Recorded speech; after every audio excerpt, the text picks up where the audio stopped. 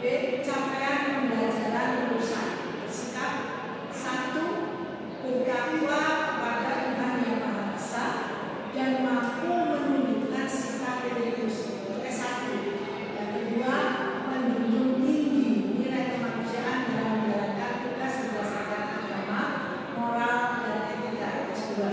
3. Berkontribusi dalam peningkatan mutu kehidupan bermasyarakat, berbangsa, bernegara, dan kemajuan peradaban berdasarkan Pancasila. S3. Pengetahuan 1. Menguasai konsep, prinsip, prosedur, dan metode keilmuan serta nilai, norma, dan moral yang menjadi muatan kurikulum dan proses pembelajaran atau pembudayaan dalam konteks PPKN pada jenjang pendidikan dasar dan menengah ke depan. Keterampilan umum 1. Mampu menerapkan pemikiran logis, kritis, sistematis, dan inovatif dalam konteks pengembangan atau implementasi ilmu pengetahuan dan teknologi yang memperhatikan dan menerapkan nilai humaniora yang sesuai dengan bidang keahliannya atau KU1. Keterampilan khusus 1. Menggunakan konsep, prinsip, prosedur, dan metode keilmuan serta nilai, norma, dan moral menjadi muatan kurikulum dan proses pembelajaran atau pembudayaan dalam konteks PPKN pada jenjang pendidikan dasar menengah kelas 1. C. Capaian pembelajaran mata kuliah. Mata kuliah ini menawarkan capaian pembelajaran sebagai berikut. 1. Memberikan pengetahuan dan pemahaman mengenai konsep dasar negara dan ideologi negara. 2. Pemahaman Pancasila sebagai sistem filsafat bangsa Indonesia. 3. Mengamalkan segala yang berkaitan dengan perwujudan dan nilai-nilai Pancasila. Bahan kajian materi pengantar pendidikan Pancasila. 1. Konsep dan urgensi pendidikan Pancasila. 2. Alasan diperlukannya pendidikan Pancasila. 3. Sumber historis, sosiologis, politik, dan yuridis pendidikan Pancasila. Sekarang menuju kepada dinamika dan tantangan. Pendidikan Pancasila. 1. Dinamika dan tantangan pendidikan Pancasila. 2. Esensi dan urgensi pendidikan Pancasila untuk masa depan. Pancasila dalam arus sejarah bangsa Indonesia. Menelusuri konsep dan urgensi Pancasila dalam arus sejarah bangsa Indonesia. Mempertanyakan keberadaan Pancasila dalam arus sejarah. Alasan diperlukannya Pancasila dalam kajian sejarah bangsa Indonesia. Yang kedua, menggali sumber historis, sosiologis, politis Pancasila dalam kajian sejarah bangsa Indonesia. Selanjutnya nomor 3, dinamika dan tantangan Pancasila dalam kajian sejarah bangsa Indonesia. Selanjutnya, Pancasila sebagai dasar negara. 1. Konsep, tujuan, dan urgensi negara. 2. Alasan diperlukannya kajian Pancasila sebagai dasar negara. Kemudian, esensi dan urgensi Pancasila sebagai dasar negara. 1. Sumber yuridis, historis, sosiologis, dan politis Pancasila sebagai dasar negara. 2. Dinamika dan tantangan Pancasila sebagai dasar negara.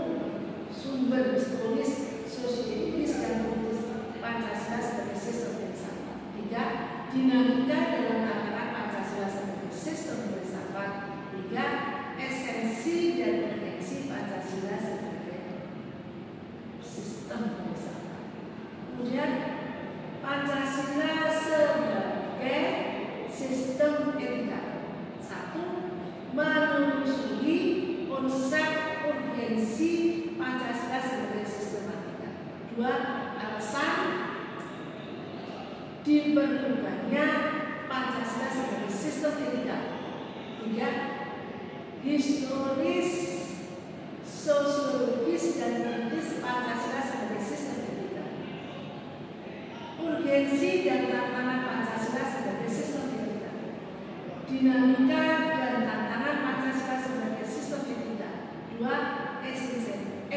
Esensi dan urgensi Pancasila sebagai sistem etika.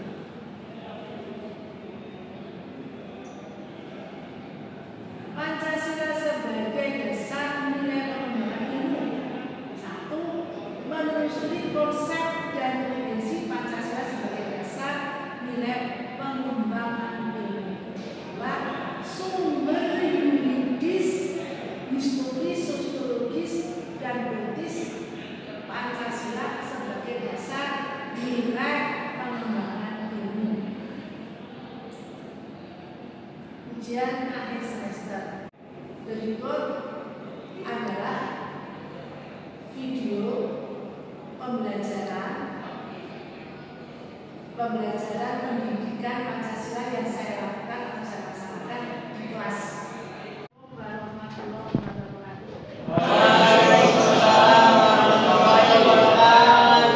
Hari ini para mahasiswa, Ibu akan diskusi dengan para mahasiswa Pancasila sebagai sistem filsafat tentang bab 2. Ya. Di bab 2, ya. Pancasila sebagai sistem filsafat itu sangat penting sekali karena ada sejarahnya. Tidak begitu saja para pemimpin zaman dulu, Soekarno, Pancasila sebagai sistem filsafat tidak semata-mata begitu, tapi ada interpretasi historisnya. Ya, saudara tahu bahwa filsafat itu yang sudah kita diskusikan adalah artinya ada 2 kata, nilai dan support. Cinta akan hikmah dan kebijaksanaan. Kalau sudah kita bicara cinta itu luar biasa, kemana-mana cinta dari hati kita ini. Dan ini filsafat ini adalah yang disebut dengan moral obligation, kewajiban moral, kewajiban cinta akan hikmah dan kebijaksanaan. Pengertian Pancasila sebagai sistem filsafat itu interpretasinya ada 3 sejarah yang harus kita mengerti. Dari Soekarno, pengatakan Pancasila sebagai sistem filsafat itu tidak begitu saja. Kalau sudah bicara tentang filsafat, itu artinya luar biasa. Cinta, pilih itu filsafat, pilih itu cinta. Bahasa Prancis itu pilih, ya. Lalu sophos itu hikmah dan kebijaksanaan. Jadi cinta kepada hikmah dan kebijaksanaan. Kalau sudah bicara cinta, hikmah, kebijaksanaan itu Soekarno mengatakan moral obligation. Moral itu dari diri kita. Jadi seluruh rakyat Indonesia harus bermoral. Bermoral apa? Yaitu bermoral Pancasila. Kita akan diskusi mengenai sejarah atau historis Pancasila sebagai sistem filsafat. 1. Kemarin tanggal 1 Juni, historis, interpretasi historis. Tanggal 1 Juni kita 45, ya. Pada saat tanggal 1 Juni itu kita memeriahkan dari lahirnya. Terus yang kedua, historis yang kedua pada tanggal berapa? 18 Agustus. 17 Agustus. Jadi kemerdekaan. Ini yang penting sekarang, ketiga.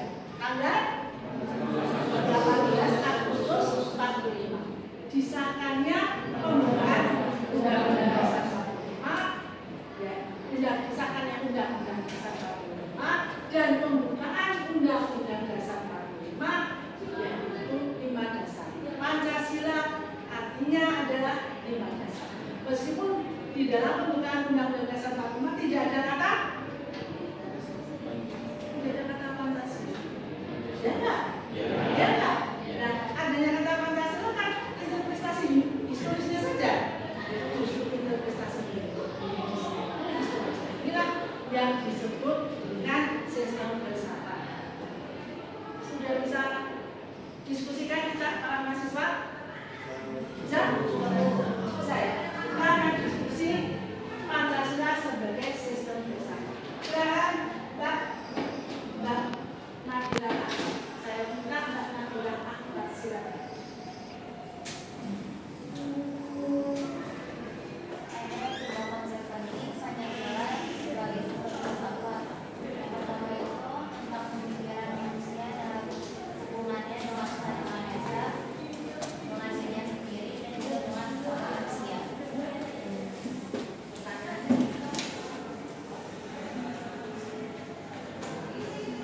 Saudara, saya minta pertanyaan saudara.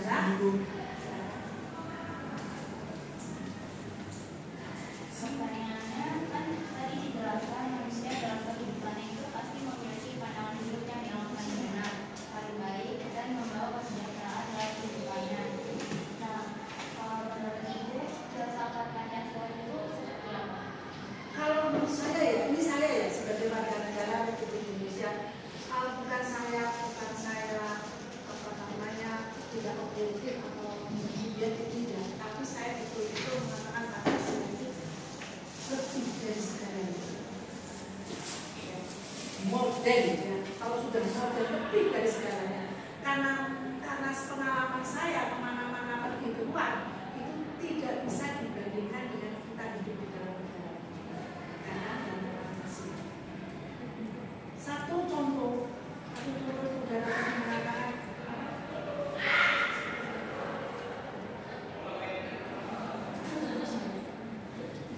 Hubungan dengan pertanyaan saya, hubungan kita dengan Gusti Allah itu kan sehari-hari kita sholat, ya kan? Kalau saya tidak sholat, apa saya di penjara? Nah inilah yang disebut dengan pilihan cinta, cintakan hikmah dan kebijaksanaan. Saya tahu bahwa di dalam ketuhanan yang Maha Esa di sini disebutkan bahwa negara yang diberikan sebagai pengejawangan tujuan manusia sebagai makhluk Tuhan yang Maha Esa. Apa di sini menyebutkan nama Islam? Itulah yang disebut dengan kita tidak membeda-bedakan agama satu agama ini. Apakah kamu yang tidak, saudara-saudara yang tidak beragama Islam, saya tidak mau kuliah dengan saya, tidak kan? Iya. Luar biasa. Luar biasanya kalau dibandingkan nanti kemudian dari saudara jalan-jalan atau kuliah di sana akan mengerti arti luar biasanya. Saling menghargai, menghormati azas persatuan, kesatuan. Itulah yang disebut filsafat nilai. Jadi kalau saudara mengatakan bagaimana arti Pancasila buat ibu adalah luar biasa. Di dalam sila-sila Pancasila, di dalam pembukaan Undang-Undang Dasar 45 yang disahkan pada tanggal 18 Agustus 45 mengatur seluruh kehidupan kita. Luar biasa. Di depan kita akan bicara hak dan kewajiban warga negara. Salah satu contoh. Di sini adanya kemanusiaan yang adil dan benar. Ada persatuan Indonesia, kerakyatan yang dipimpin oleh hikmat kebijaksanaan dan peradilan, keadilan dan sebagainya. Baru saja terjadi nomor 4, demokrasi. Ya kan? Kita kemarin mengalami apa? Melakukan apa?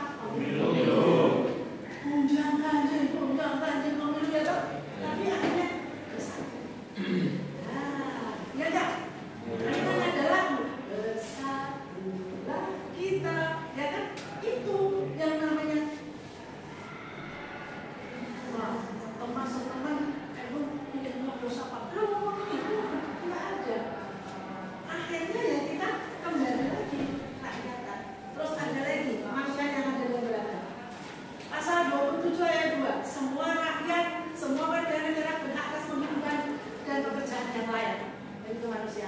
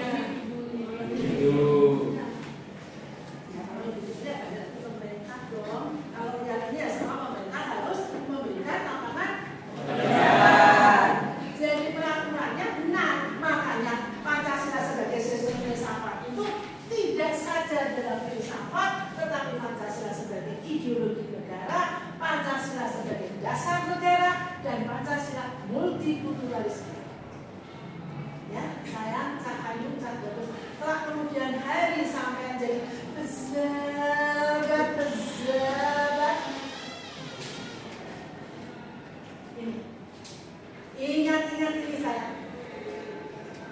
Ya, ngerti? Silakan, ada lagi? Ada lagi? Silakan. Sama. Sama. Silakan sama.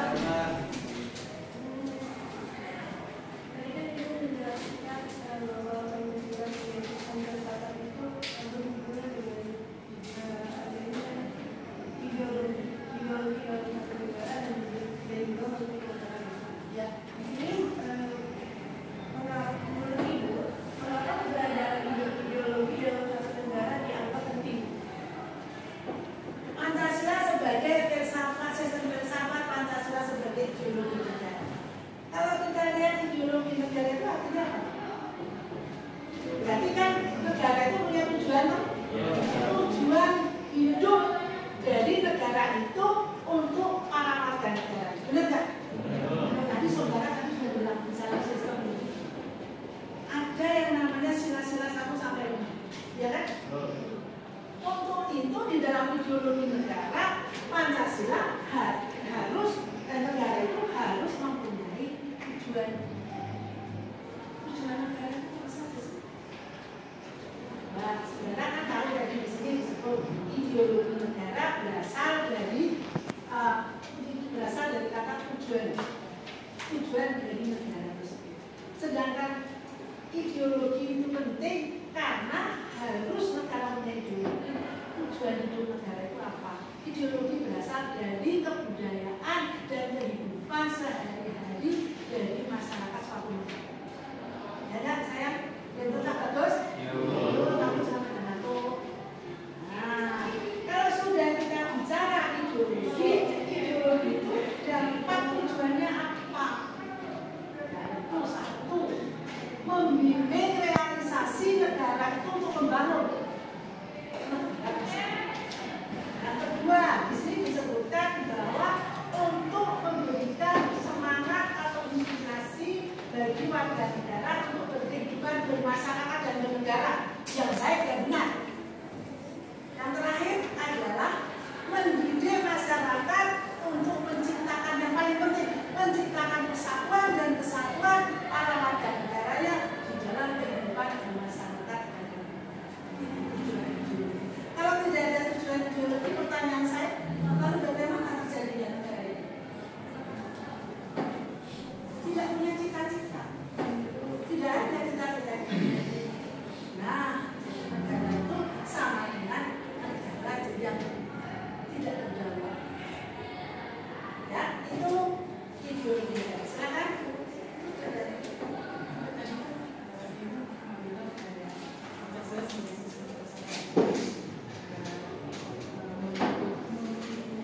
Multikulturalisme, harus ada multikulturalisme karena tujuan dari ideologi negara kan tadi 3, realisasi untuk pembangunan negara, untuk menciptakan persatuan dan kesatuan, untuk pendidikan masyarakat yang untuk hidup bermasyarakat dan bernegara dan berbangsa.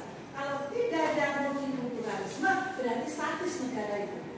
Multikulturalisme itu apa? Ya itu karena ideologi itu berasal dari budaya, kebudayaan dan masyarakat dan kehidupan masyarakat sehari-hari. Tetapi karena kita negara yang terjadi karena kepulauan, jadi harus ada multikulturalisme. Apa yang disebut dengan multikulturalisme? Yaitu keanekaragaman budaya. Sekali lagi, keanekaragaman kebudayaan dalam kesederajatan. Jadi budaya saya Jawa sama budaya Aceh sederajat. Karena ideologi itu dari budaya masing-masing daerah dan kehidupan sehari-hari dari daerah. Kalau tidak ada multikulturalisme, kalau ideologi itu mau kemana? Karena multikulturalisme itu dari keanekaragaman sejarah, keanekaragaman budaya dalam kesederajatan menghasilkan apa? Demokrasi. Kedua apa? Hak asasi manusia. Ya kan?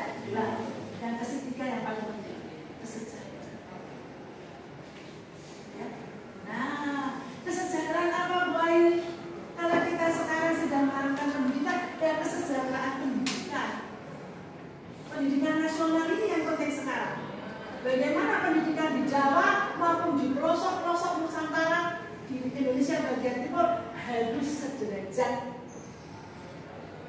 Misalnya di sini ada pendidikan Pancasila, di sana tidak ada. Ruangannya apa? Ada listrik, di sana tidak ada.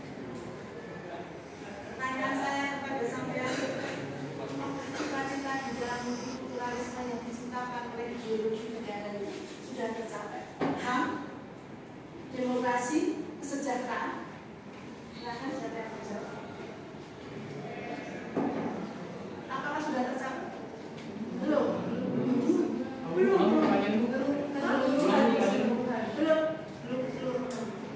Saya ulangi, para mahasiswa. Multikulturalisme menciptakan adanya keanekaragaman budaya dalam sederajat yang sama. Sehingga muncul apa yang disebut dengan pendidikan asasi manusia, yang kedua demokrasi, yang ketiga ini yang paling penting kesejahteraan bagi seluruh rakyat Indonesia. Pertanyaan saya, apakah sudah terjadi? Belum. Masih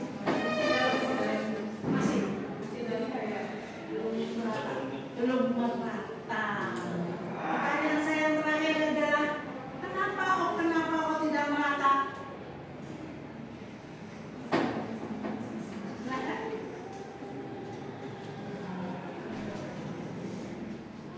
Nadira, kenapa belum merata?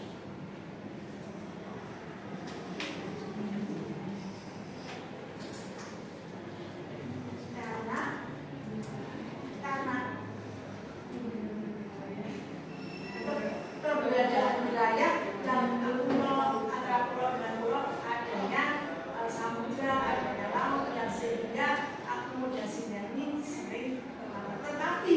Tetapi ada yang paling penting adalah para pendidiknya yang belum siap. Jadi apa yang disebut dengan tanggung jawab moral dari kita yang harusnya siap. Kita sudah berbeda dari tahun.